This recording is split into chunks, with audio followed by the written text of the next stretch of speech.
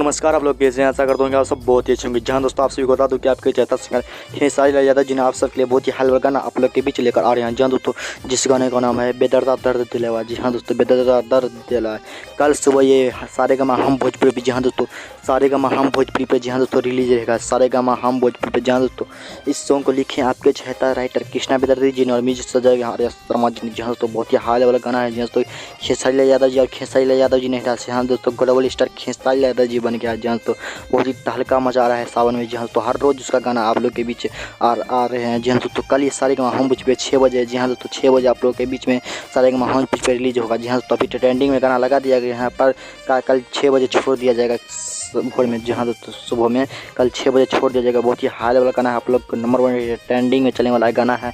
बहुत ही high level गाना। आप हमारे चैनल पर नए हैं तो प्लीज़ चैनल को सब्सक्राइब कर दे ताकि जब भी मैं नई अपडेट लेकर आऊँ तो आप सबके पास पहुँच सके। जी हाँ दोस्तों, आप सबके पास पहुँच सके, क्योंकि पता चल सके आप सभी को कि वीडियो आएगा खेसारी लाल कल। जी हाँ, तो मिलते हैं।